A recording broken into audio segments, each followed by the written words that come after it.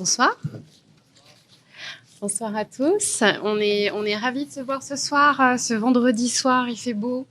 C'est bientôt l'apéro, mais avant on va échanger. On est ravis de vous accueillir. On est ravis d'être accueillis au sein du lieu unique. Merci au lieu unique. Vous m'entendez bien? C'est bon? Ouais, super. Lieu unique, ravi aussi pour remercier les partenaires, la librairie Durance, qui est là. Et merci, qui soutient le projet, qui soutient le livre, et le livre qui est édité chez Rue de l'Échiquier. Rue de l'Échiquier, absolument. Donc, on va parler de ce livre, Le sport des solutions. Est-ce que vous l'avez lu? Eh bien, ça tombe bien parce qu'on va vous en parler. Vous allez avoir envie de le lire et vous allez pouvoir le découvrir et le faire dédicacer ce soir. Le sport des solutions, ce qu'on vous propose de faire, c'est qu'on va en parler, et on va en parler avec David Blo, qui en est l'auteur, mais également avec Pauline et Michael, que vous connaissez, qu'on va présenter. On va parler de ce livre et on va parler plus globalement du sport et de l'impact social que peut avoir le sport, de l'innovation sociale, de plein de projets intéressants. Donc effectivement, pour présenter nos trois intervenantes ce soir, je vais commencer par toi, Pauline. Pauline Biangazo, tu es directrice de l'association Singa à Nantes, une association qui facilite l'inclusion des réfugiés. Est-ce que tu peux peut-être préciser un petit peu le rôle de l'association? Donc Singa, c'est un mouvement international qui agit pour l'inclusion des personnes nouvellement arrivées. Notre objectif, c'est aussi de changer le regard sur l'immigration. C'est un mouvement qui existe dans 7 pays, dans 10 villes en France. Et donc à Nantes, notre association, elle agit à travers l'entrepreneuriat. C'est-à-dire qu'on accompagne des personnes nouvellement arrivées qui ont envie de monter leur projet. Et on accompagne également des personnes locales qui ont un projet en lien avec l'inclusion, l'immigration, l'accueil. Et donc voilà, donc on est une sorte de communauté assez joyeuse, soudée. Et l'objectif, c'est vraiment d'avancer ensemble pour que chacun puisse monter son projet et se révéler ses talents, ses savoir-faire à travers ce projet d'entreprise ou ce projet associatif. Et l'entrepreneuriat, pour nous, c'est à la fois une finalité, mais c'est aussi un peu un prétexte pour, sur la route, sur le parcours entrepreneurial, créer du lien, parler français. Enfin, voilà, c'est comment faciliter l'inclusion par l'entrepreneuriat. Super, merci. On va en parler parce que ça fait écho effectivement avec des initiatives qui sont dans ce livre. Michael Landreau, est-il besoin de présenter Michael Landreau à Nantes? On est ravis de t'avoir avec nous. Gardien, capitaine du FC Nantes, formé à Nantes. Et puis, bien sûr, tu as un parcours qui est extrêmement intéressant parce que tu as fait d'autres clubs, tu as été entraîneur, voilà, plein de choses. Tu es aujourd'hui consultant à Canal+, et tu portes le projet collectif nantais. Et je pense qu'il y a beaucoup de choses qui vont faire écho aussi. Je sais que tu t'es plongé dans le bouquin aussi, qui font écho à l'innovation sociale et au rôle en fait que peut avoir le sport et le levier que peut être le sport sur des sujets sociétaux. Est-ce que ça te va comme j'ai oublié plein de trucs, évidemment. Non, ça me va très bien et je suis très heureux d'être là par amitié à David, que j'ai croisé quelques fois, et de pouvoir le soutenir aussi dans sa démarche et le fait de nous faire partager et vivre toutes ces expériences. Je trouve que c'est hyper enrichissant pour nous, et comme il m'a appris plein de choses, quand il m'a sollicité, c'était avec plaisir que je pouvais venir soutenir à Nantes David. Merci Michael. Merci. Et donc moi je m'appelle Marion et je suis nantaise et je dirige une petite agence à Nantes. Je propose qu'on puisse commencer à peut-être se parler avec toi David du livre, et puis après on va ouvrir, il y aura un temps de questions, donc n'hésitez pas aussi, on se prendra le temps vraiment d'échanger avec vous, c'est l'intérêt. On prendra le temps même après notre échange si on veut de poursuivre. Donc voilà. Ce livre, alors si je peux juste le décrire et puis après je te pose des questions, il est intéressant parce qu'effectivement il parle du sport, de l'impact social, mais il est assez singulier parce qu'il a quelque part le souffle presque d'un récit de voyage. C'est-à-dire que on embarque au Cap, en Afrique du Sud, avec 2 personnes. On parle de surf, d'association, une association qui va se créer pour aider des jeunes un peu en déshérence autour du surf. Et puis après ce livre, on va passer d'un pays à un autre, d'une histoire personnelle à une autre. Souvent ça l'accroche. Donc des histoires qui peuvent être quelquefois un peu douloureuses, qui peuvent être aussi des histoires de conviction, d'engagement, d'envie d'égalité, de solidarité. Est-ce que tu peux nous dire pourquoi tu as fait ce livre et tu as écrit déjà Sportwashing, mais pourquoi tu as écrit ce livre? C'était quoi ta volonté en écrivant ce livre? Y a un constat général qui est que le sport qui est le plus utile à nos sociétés, c'est celui dont on parle le moins. On parle beaucoup du sport de haut niveau. Les records d'audience à la télé, c'est la Coupe du Monde. Tout ça, c'est génial. J'adore le foot. Mais le sport qui est un vecteur d'éducation, d'inclusion, le sport du quotidien, celui des éducateurs et éducatrices, des enseignants, des enseignantes, on n'en parle pas en fait. Donc il y avait cette idée d'apporter une lumière sur ce sport qui est magnifique et qui a besoin d'exister, qui a besoin d'être mis en récit. Je l'ai fait sous le format du voyage parce que moi, ma vision du sport, elle a changé à un moment clé. Et je me suis dit que si je voulais partager cette vision du sport, il était important d'inviter tout public à faire ce pas de côté et s'immerger en fait dans le quotidien de ce type de projet. Et donc, c'est ce que j'ai essayé de faire à travers le sport des solutions. D'accord. Et ces histoires, on va en parler, quelques-unes parce qu'elles sont très différentes finalement. Et à chaque fois qu'on va dans un pays, il y a aussi une problématique sociale qui est quelquefois propre au pays. Mais il y a un enjeu d'égalité entre filles et garçons. Il y a un enjeu d'accès à l'éducation. Il y a un enjeu de reconstruction. À chaque fois, c'est très différent. Ces histoires, puisque tu as été à la tête aussi d'une association qui est Play International, qui œuvre en ce sens. Ces histoires, tu les connaissais ou tu en connaissais quelques-unes? Tu as été en chercher d'autres? Comment t'as bâti quelque part ce récit? C'est un mélange en fait. Effectivement, j'ai travaillé pendant 10 ans au sein d'une ONG, donc j'ai pu en croiser certaines. Et il se trouve par exemple, tu as mentionné Ways for Change en Afrique du Sud. J'ai rencontré Tim dont je parle dans le livre il y a 15 ans maintenant. Au Cap justement, et il lançait ce projet et on a eu des parcours un peu parallèles, on se recroisait tous les 2-3 ans et puis je voyais cette structure grandir et devenir l'une des ONG emblématiques dans le milieu. Donc j'en connaissais comme ça. Ça a été des découvertes aussi, une association au Sénégal qui s'appelle Pour le soin d'un enfant, qui est complètement sous le radar, hein, qui est pas très connu, mais qui est juste une pépite. En fait, ils arrivent à faire des choses incroyables dans les prisons de Thiès, avec des jeunes qui sont emprisonnés. Et grâce à l'escrime, ils parviennent à travailler sur des compétences psychosociales et favoriser l'inclusion sociale. Et ça marche hyper bien. Ils sont très très mauvais en communication, mais très très bons sur le terrain. Donc j'ai voulu avoir une sorte de medley, un mix comme ça de projets un peu plus connus, projets moins connus. Et après, la façon dont j'ai fait, je me suis noté un certain nombre de critères que je voulais cocher pour sélectionner des ONG. Et j'ai fait un tweet et j'ai eu une centaine de réponses de porteurs de projets qui se sont dit ouais moi je suis partant, je veux bien consacrer quelques heures. Et j'ai fait une 50aine d'entretiens via Zoom dans mon salon. Et la matière première, c'est ça, c'est le témoignage, les histoires en fait des porteurs de projets, des bénéficiaires, ce qu'ils disent. Et c'est pour ça qu'il y a beaucoup de verbatim, beaucoup de témoignages, puisque ça part de là en fait. D'accord. Et on parle, il y a tout un chapitre qui est dédié à l'innovation sociale. Pour toi, c'est quoi l'innovation sociale par le sport? C'est quoi ce qui est nouveau, ce qui est créé par le sport? C'est une excellente question. J'ai combien de temps? Ne me remercie pas. Non, justement, effectivement, dans le premier chapitre, je parle d'innovation sociale dans le sport. J'ai tendance à considérer que l'innovation sociale a été longtemps, et reste en partie longtemps, un peu l'angle mort. Que le sport a longtemps resté l'angle mort de l'innovation sociale pour plein de raisons différentes. On pourrait y revenir, notamment pour celle dont je parle dans l'autre livre que j'ai écrit qui s'appelle Sportwashing. C'est en train de changer. Il y a une vraie dynamique depuis 25-30 ans à l'échelle mondiale de structures qui se créent avec un objet social commun qui est d'utiliser le sport comme un levier pour apporter du changement social. Et je pense que le changement, il est là. C'est-à-dire que c'est de considérer pas tant le sport comme une finalité à part entière dans le développement d'une discipline qui a son intérêt et qui peut avoir un impact social, notamment sur le sujet de sédentarité et d'inactivité physique.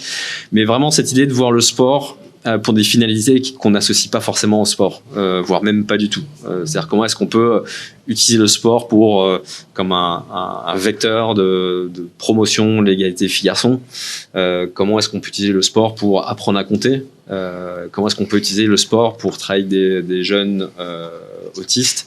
Il y a cette inversion un peu de paradigme qui fait qu'en fait, au final, et on le voit on lit en tout cas dans le livre, on a un sport un peu hybride, en fait, un peu augmenté, avec des expertises qui ne viennent pas du sport. Et c'est l'un des points communs de ces initiatives, en fait, qui ont créé des méthodologies grâce à des psychologues, avec une expertise sportive, mais aussi grâce à des psychologues, grâce à des travailleurs sociaux. La thérapie par le surf, par exemple, puisqu'on parlait de Wave Surf for Change, c'est l'apprentissage du surf, mais en fait, dans une séance, il va aussi avoir la méditation, il va avoir des groupes de parole, et c'est ces techniques-là, en fait, qui font qu'on va arriver à créer des innovations sociales dans le domaine du sport. Et je pense qu'on en est qu'au début, parce qu'il y a ce pouvoir d'attraction du sport, cette transversalité, cette malléabilité aussi. On peut créer plein de situations dans le sport. Donc je pense qu'on en est qu'au début du sport des solutions. Pauline, Michael, vous avez lu le livre. Justement, on parlait d'innovation et d'histoire. Est-ce qu'il y en a peut-être, je sais pas, une qui a retenu votre attention et que dont vous pourriez nous parler? J'espère que c'est pas, parce qu'il y en a beaucoup, hein, donc c'est difficile, mais voilà, il y en a sur, effectivement, on parlait d'égalité femmes-hommes, sur l'accès à l'éducation, sur la réparation, sur... Moi, j'en ai retenu en particulier une, qui est Bike Bridge en Allemagne, qui en fait agit pour l'inclusion des femmes réfugiées en Allemagne à travers la mobilité. Et ce que je trouvais hyper intéressant, c'est finalement que la mobilité, il y a une formation au vélo, mais en fait, ça va bien plus loin que ça. Enfin, j'ai noté des citations, mais il y a vraiment cette idée aussi que les femmes, à travers cette activité, vont développer un sentiment d'appartenance à un groupe, vont pouvoir échanger entre pairs, il y a moins d'isolement social. Et ce que je trouvais aussi très intéressant dans cette initiative, c'est que les formatrices sont elles-mêmes des femmes qui ont un parcours migratoire. Et donc, sur la notion de participation, je crois que toi, tu parles d'appropriation, je sais plus quel terme tu utilises, mais d'implication. Là, on est sur quelque chose qui est très intéressant parce qu'on est sur aussi des échanges de pair à pair. Donc, moi, cette initiative, elle fait écho forcément à notre combat chez Singa. Donc, c'est peut-être celle que je retiens en particulier. C'est partie de mes chouchous, hein, effectivement. Ouais. Pour resituer, c'est une structure qui a été créée à Fribourg par 3 étudiantes de STAPS, en fait, dont une qui est d'origine iranienne. Et c'est l'époque où, guerre en Syrie, afflux de population, alors surtout dans les pays limitrophes, 90% de la population ne sont pas arrivés en Europe, mais il y en a quand même eu en Europe. Et en Allemagne, ils ont un système en fonction du pouvoir d'achat de la région, du Länder. En fait, ils ont un quota de personnes à accueillir. Et donc Fribourg, comme ça, quasiment du jour au lendemain, ils ont eu à accueillir des milliers de personnes. Et donc voilà, dans l'urgence, en fait, ils se sont rendus compte qu'il y avait peu d'activités et de propositions pour les femmes qui restaient cloîtrées dans ces établissements. Et donc il y a effectivement ce double projet d'apprentissage à la mobilité spatiale. Fribourg est une ville où on fait beaucoup de vélo. Donc c'était l'idée de sortir de ces établissements et en même temps travailler sur la mobilité sociale, comme l'a très bien expliqué Pauline. En fait, je sais pas si je peux ressortir une histoire.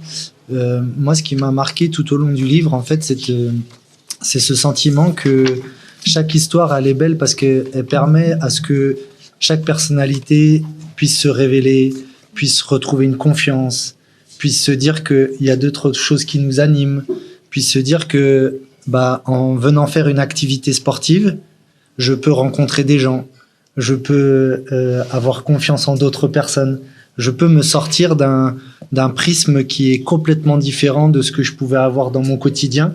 Et en fait, moi, j'ai adoré voyager dans ce livre parce que ça donne confiance en énormément de personnes qui donnent de l'espoir. Et moi, c'est ça qui m'a vraiment plu tout au long de l'histoire. J'en retiens pas une particulièrement parce que, en fait, je les trouve toutes belles dans leur contexte. Et moi, c'est ce qui m'a marqué vraiment. Création de liens, la confiance. Vous noterez que Mickaël n'a pas parlé des initiatives de foot, donc il est très ouvert. Non, parce qu'en fait, je trouve que j'ai envie de dire, peu importe Peu importe le sport. En fait, peu importe le sport. Mais je trouve qu'il y a énormément de dénominateurs communs dans ce qui s'y passe. Après, oui, on va prendre à un moment donné l'égalité des femmes ou même pas l'égalité des femmes, le développement de ce que doit être une femme dans notre société et c'est riche. Et après, non, je trouve que c'est ça qui est puissant dans toutes les histoires qui sont racontées. À chaque fois, avec des histoires personnelles, des envies, des besoins de reconstruction, des parcours. Et le sport qui peut... Et quelquefois, c'est malin. Par exemple, le sport, le skatistan. Oui.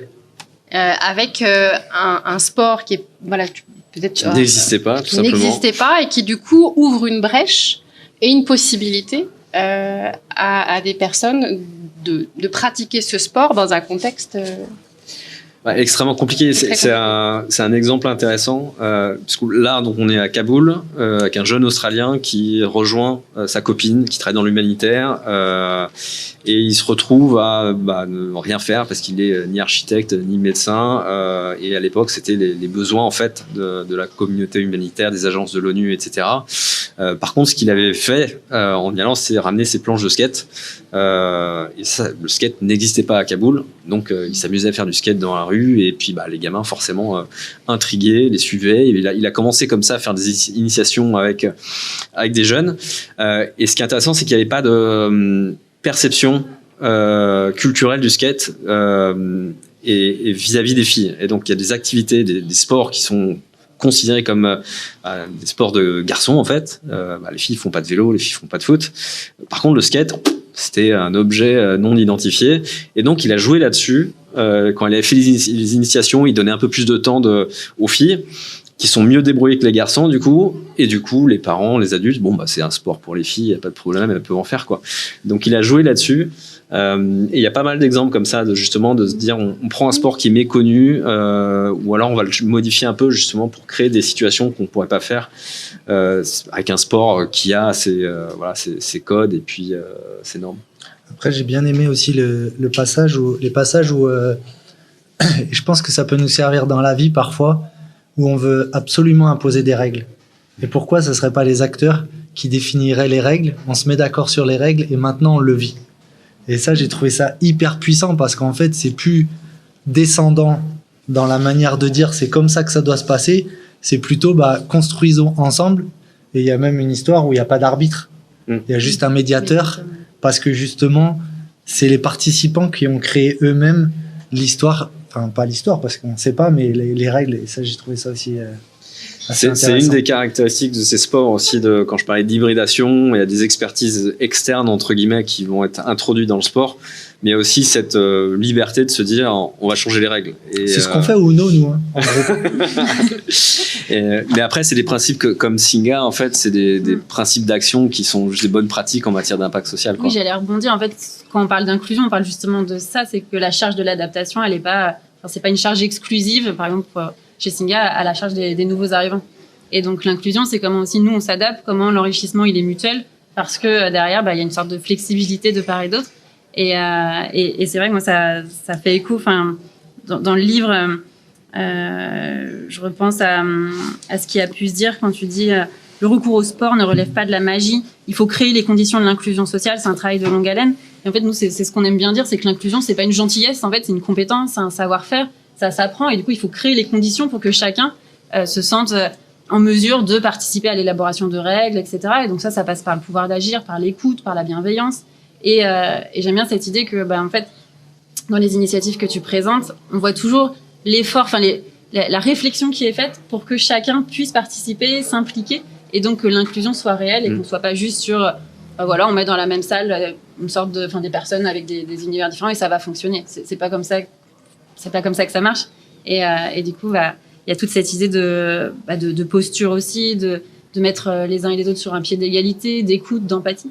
Et on le ressent beaucoup, je trouve, en découvrant les différentes initiatives et la manière dont tu les présentes, toutes les citations. On sent toutes ces qualités-là aussi, qui sont des qualités, en fait, ce qu'on appelle des compétences interculturelles. On peut parler aussi en ces termes. Ce que j'ai trouvé intéressant dans plusieurs projets, et ça, je l'ai découvert en échangeant avec les porteurs de projets, et c'est ce que le sport a à offrir aussi, il y a beaucoup de projets, en fait, où les bénéficiaires deviennent encadrants à travers la formation. On le voit sur Bikebridge et d'autres. Et ça, je pense que dans le sport, on pourrait le faire beaucoup plus, cette capacité d'aller former des personnes. Et il y a beaucoup de projets qui se pérennisent justement parce que en fait, les porteurs de projets vont incarner le programme, quoi. Et l'innovation, elle passe par là aussi. C'est ce que tu disais, Michael, c'est qu'il n'y a pas forcément des règles descendantes, ou c'est vraiment s'approprier parce que j'ai fait, parce que j'ai participé, parce que j'ai été bénéficiaire. Derrière, je vais transmettre. Et, d'accord. Et par rapport à Singa, en fait, et pour rebondir sur ce que disait Michael aussi, sur le fait que le sport puisse être, enfin, en tout cas les histoires, peut être révélatrices de talent aussi. Singa, vous définissez aussi comme des révélateurs des talents des personnes qui arrivent, que nous, on ne connaît pas forcément, qui ont des parcours qui peuvent être compliqués, mais qui ont des talents. Et donc, vous allez mettre des conditions favorables pour leur permettre d'exprimer ces talents, alors sportifs, culturels ou autres. Est-ce que tu peux nous expliquer un petit peu ça? Je sais pas si il y a des personnes de Singa dans la salle. Je sais pas si vous voulez témoigner, c'est peut-être plus parlant. Ouais, avec plaisir. Tu fais partie d'une promotion de 15 personnes qui avancent ensemble dans le projet. C'est-à-dire que nous, en tant qu'équipe, on se positionne vraiment en posture basse. Et l'idée, c'est vraiment un début d'accompagnement, de se dire qui a quelles compétences, chacun sait faire, et donc de s'entraider. Donc, par exemple, là, je crois que ton premier dossier de sub, c'est un des anciens de Singa qui t'a accompagné, Corentin. Enfin, voilà, il y a vraiment cette idée de co-responsabilisation, d'entraide et d'esprit de communauté, quoi. On avance ensemble et comment on le fait. Moi, je trouve dans ce que tu dis, Pauline, qui est très intéressant et que je ressens sur aussi une ou deux histoires, c'est que en fait, alors c'est, je pense, le plus complexe à mettre, c'est de pouvoir se donner du temps. Et je trouve qu'il y a plusieurs histoires où ils se donnent du temps. Et 2, c'est comment l'organisation, ce que fait certainement Singa à travers ce que vous racontez, d'être en posture basse et de pouvoir permettre aux uns et aux autres de pouvoir justement se sentir en confiance et se donner du temps pour se révéler dans l'organisation. Et là, on s'aperçoit au fur et à mesure de certaines histoires que les gens prennent confiance, à l'image de ce que tu viens de nous partager, qui est super riche. Et finalement, on n'a pas tous les mêmes compétences. Et comment on peut s'entraider, comment on peut s'apporter, et comment finalement, autour d'un projet, chacun peut nourrir et peut vivre des choses qui nous renforcent et qui nous donnent de l'estime, etc., etc. Et ça vient corroborer à ce qu'on a vu comme échange. Complément, non? Non. Super. Donc on a voyagé avec le livre, peut-être parce qu'on est nantais aussi, de voir est-ce qu'il y a de l'innovation sociale, est-ce qu'il y a du sport aussi à Nantes. Alors tout à l'heure j'avais la réflexion ici sur le territoire nantais, il n'y a pas eu beaucoup de rencontres sur le sport et le social. Il y en a plus sur la culture, sur la cuisine, est-ce que c'est un sujet aussi? Alors, peut-être juste quand même, parce que je me suis posé la question en l'écrivant, il n'y a pas de projet en France. Oui. Il y a plein de projets en France, j'en connais plein, mais il y avait 2 idées. Un, c'était faire un pas de côté. C'est vrai que quand on voyage, quand on est confronté à l'altérité, on est un peu plus curieux, on est un peu plus ouvert, et il y avait cette idée-là, d'essayer d'ouvrir. Et deuxièmement, en fait, c'est aussi qu'il y a comme je disais tout à l'heure, une vraie dynamique internationale sur ces sujets-là, et malheureusement, on est vraiment coupé de ce mouvement-là en France, et donc il y a besoin de le faire connaître. Donc il y aura peut-être une suite sport des solutions en France. Après pour mais il y a plein d'initiatives en France. Pour aller moi j'ai mis énormément de temps déjà. Pour le coup, on interagit régulièrement, et j'ai mis énormément de temps à pouvoir comprendre ce que c'est l'innovation sociale. Et encore plus l'innovation sociale par le sport dans un pays qui est certainement un des pays où il y a le plus d'associations. Et je trouve que déjà à la base, les associations sportives qui sont financées par les mairies sont déjà, à mes yeux, au service de la société normalement. C'est-à-dire que les licenciés des clubs sont finalement, c'est la mairie qui met à disposition des infrastructures. Et donc, c'est là où on peut discuter, parce que finalement, il y a on est un des pays où il y a le plus de bénévolat, enfin, où il y avait le plus de bénévolat. D'ailleurs, on est en train de se chamailler. Ça pourrait être intéressant de réfléchir sur peut-être un statut du bénévole. Comment les bénévoles peuvent être accueillis dans nos associations, dans nos organisations, enfin, etc., etc. Et c'est vrai que je trouve que ça, c'est difficile, je trouve intellectuellement parlant, de comprendre ça. En fait, il y a un sujet, c'est que derrière le terme sport qu'on utilise tout le temps, il y a des réalités tellement différentes et on a quand même cette tendance à l'essentialiser, alors qu'en fait, il y a des pratiques extrêmement différentes. Ce qui est important dans ces projets, c'est l'intention de départ. Et tout découle de là. Si le sujet, c'est développer la pratique, c'est génial. Ça va pas forcément développer les compétences psychosociales de l'ensemble des participants. Ça peut l'être, mais c'est pas automatique. Je suis complètement en phase avec ça. Ouais. Mais je te dis, moi, j'ai eu besoin de comprendre et structurer ça. Et moi, tout le défi, c'était le mot de l'éditeur, mais il m'a dit, t'as pas le droit d'utiliser le mot impact social dans le bouquin. Et je sais pas s'il y a d'ailleurs. Je sais pas, on n'avait pas la consigne. Et ça a été toute la complexité dans le travail d'écriture. C'était moi de sortir de mon logiciel habituel, d'utiliser des concepts qu'on utilise tout le temps. Et c'est pour ça que c'est intéressant de passer par les gens en fait et leurs histoires. Et est-ce que le sport aurait des valeurs intrinsèques ou pas, justement, et c'est ce que les gens en font quelque part. Enfin, Alors ça, c'est Sport Washing, c'est le premier bouquin. Effectivement, il y a suffisamment de littérature académique, scientifique pour montrer que voilà, il y a le mythe des valeurs intrinsèques du sport. Il a vécu. On est en train de basculer sur autre chose, mais ça reste quand même tenace dans les discours. Juste la semaine dernière, j'étais à Casablanca pour un sommet dédié à l'éducation par le sport. Où il y avait le ministre de l'Éducation du Maroc, il y avait 5 discours d'ouverture, j'étais le dernier, et les 4 premiers, c'était le sport, véhicule le dépassement de soi, le truc habituel, quoi. Moi, comme j'ai la liberté aujourd'hui de représenter personne, si ce n'est moi-même, j'ai eu le loisir de dire exactement l'inverse. Mais voilà, il y a plein de choses. Enfin, Georges Vigarello, qui écrit la postface, a écrit un bouquin sur le sujet qui est magnifique. Je vous encourage à le lire. Donc non, c'est effectivement comment est-ce qu'il est utilisé en fait. C'est ça qui est important. Et pour ça, il faut, comme l'a dit Michael, il faut du temps. Faut développer de l'expertise. Faut aller voir ce qui se fait ailleurs dans le secteur de l'économie sociale. Enfin, toutes ces choses-là. Et le dernier chapitre, justement, sans être un livre de recettes universel, il y a cette idée de voir quels sont les points communs entre chaque projet pour voir en fait, voilà, qu'est-ce qu'on peut réutiliser en France. Alors justement, en France, il y a quand même un secteur qui grandit avec, ou en tout cas en parallèle du mouvement sportif traditionnel. Voilà, depuis le milieu des années 90, il y a des structures comme l'Agence pour l'éducation par le sport, Sport dans la ville, Faites le mur, etc., qui ont cette même logique. Ce qui est intéressant, pour m'être intéressé sur le sujet, c'est qu'à Nantes, il y a des choses, mais on le voit un peu moins.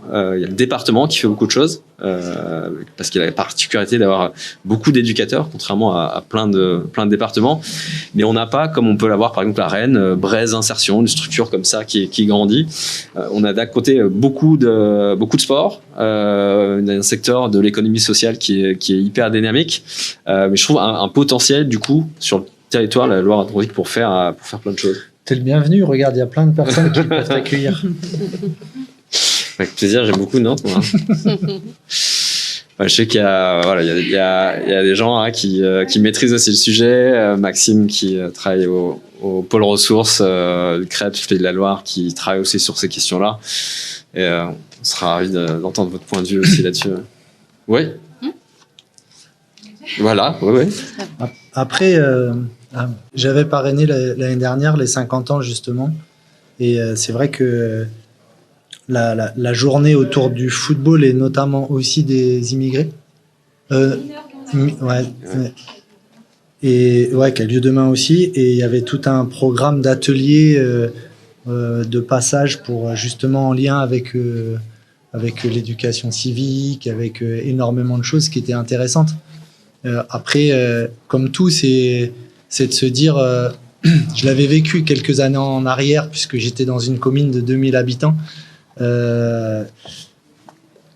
En fait, c'est qu'est-ce qu'on en fait, qu'est-ce qu'on retient, et c'est juste faire du sport, mais pourquoi il n'y avait pas tous ces ateliers de compréhension sur l'importance de bien manger, sur l'importance de bien dormir, et je pense qu'on est à des années-lumière, et on a une marge monstrueuse sur justement, humainement parlant, ce qui peut être créé ou ce qui peut se passer.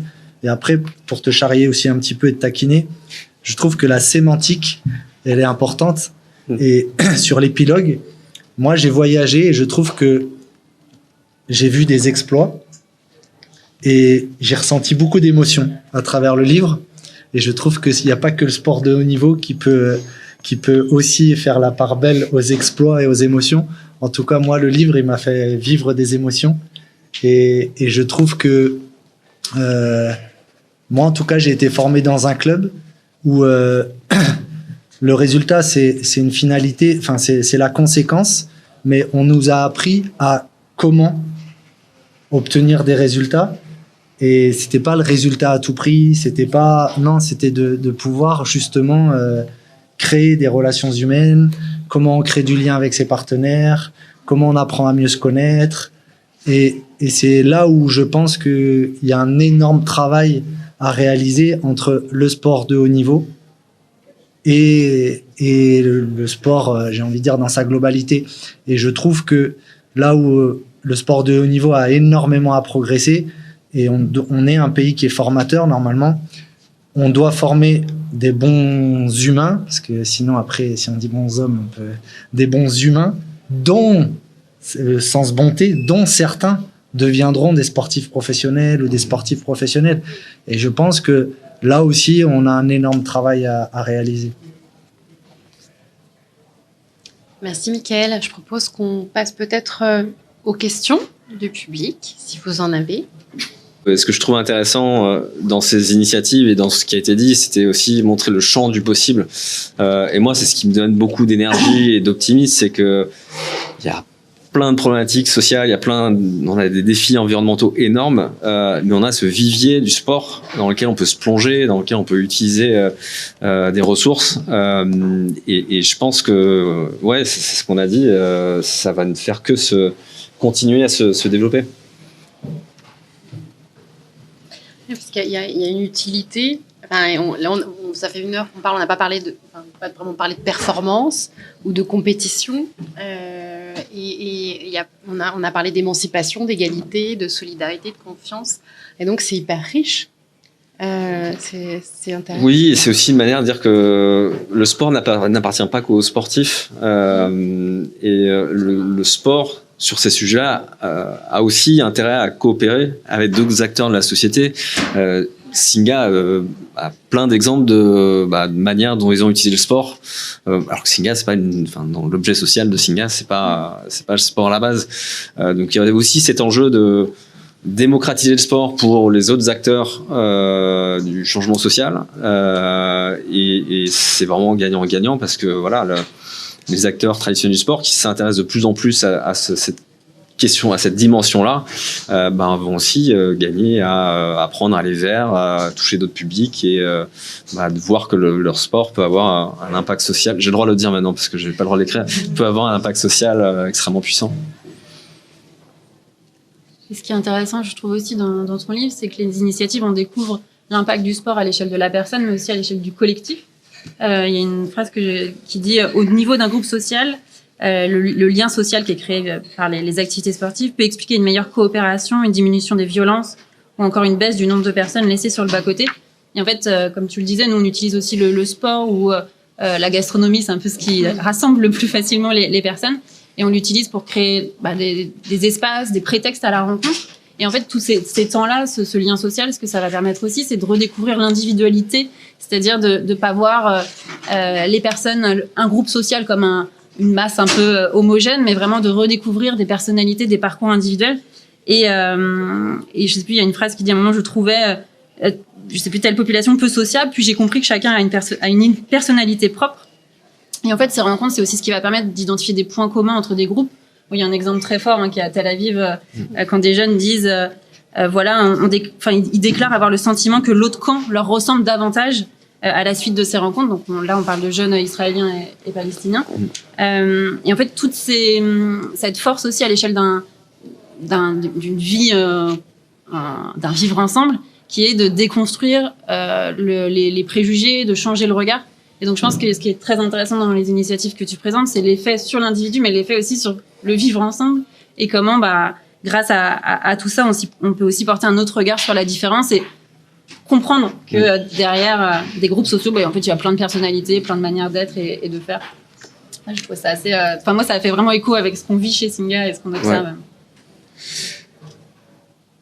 C'est un bon point. Et au-delà du sport, ça rejoint aussi cette idée que les populations les plus vulnérables, on ne va pas en plus leur demander de faire plus que les autres. Alors que c'est quand même une idée courante, c'est-à-dire voilà, on va donner le pouvoir d'agir. C'est aussi bien d'apporter des réponses aux causes en fait de ces problématiques-là. Donc il y avait effectivement cette idée-là. Aussi, tu l'as fait, mais remercier quand même la librairie Durance, le lieu unique aussi. C'est vraiment canon d'être accueilli ici. Avant même la sortie du bouquin, j'avais mis Nantes en haut de la liste des villes où je voulais faire quelque chose et je pouvais pas rêver mieux que le lieu unique. Je suis pas nantais, mais j'aime beaucoup cette ville et cet espace. Merci à toi, Marion, d'avoir animé brillamment ce panel et à Michael et Pauline pour votre intervention. C'était super. Merci à vous d'être venus. Et effectivement, on prolonge la discussion. Il fait beau. Je crois qu'il y a un bar là-bas. Et on a même une table. J'ai réservé une table. Je sais pas. C'est possible. Donc, comme vous voulez. En tout cas, il y a une table réservée. Il y a aussi l'extérieur. Ce sera un plaisir de prolonger les échanges avec vous. Merci beaucoup. Merci beaucoup.